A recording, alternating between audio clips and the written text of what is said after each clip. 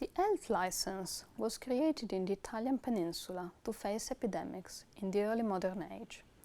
More precisely, health licenses were introduced in Florence, Genoa, Milan and Venice, leading cities in the fight against epidemics in the early modern age.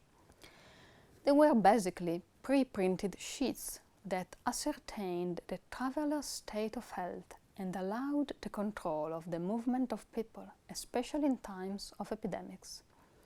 At least this was the very initial use.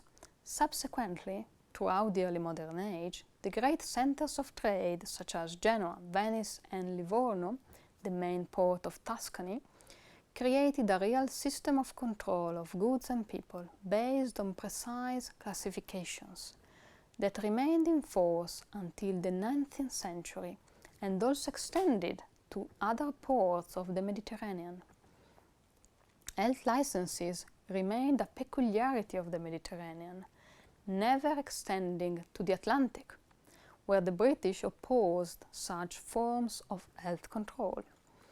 A key role in the development of these protocols fell to Venice, thanks to its position as a crossroad between East and West.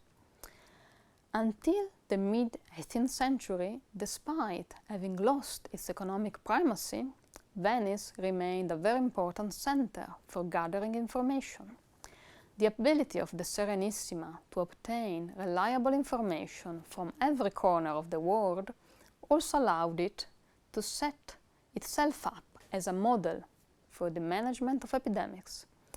Whenever the suspicion of a new epidemic, plague, smallpox, typhus, began to circulate, it was to Venice that everyone looked to confirm the veracity of the news.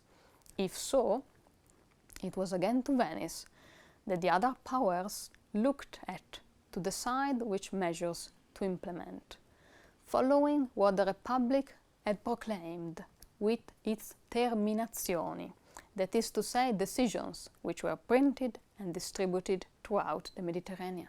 In short, Venice had an informative advantage over other states and enjoyed international credibility.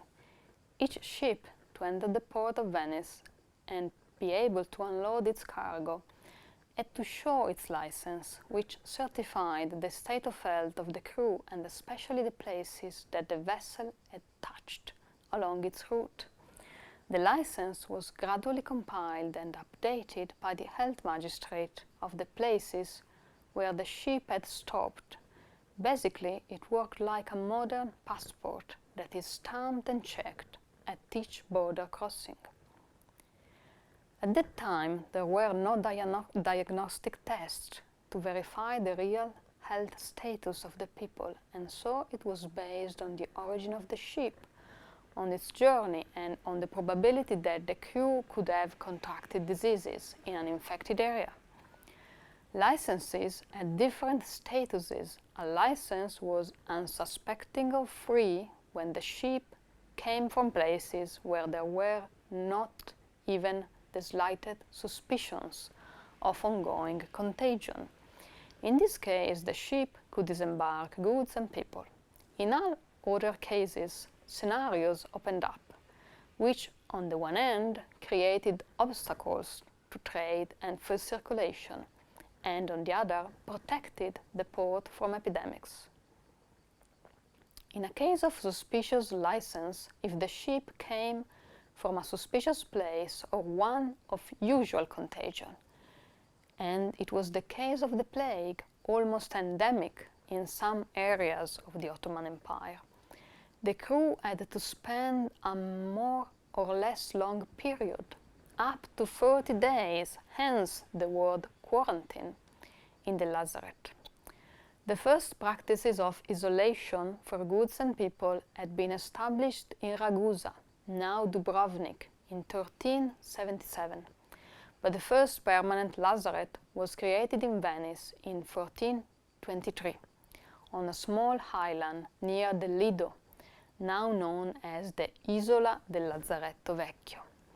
In the event of a bad or dirty license coming from a place of full-blown infection or even cases of illness on board, the ship could even be rejected from the port and continue the journey, hoping to receive asylum in the subsequent stages.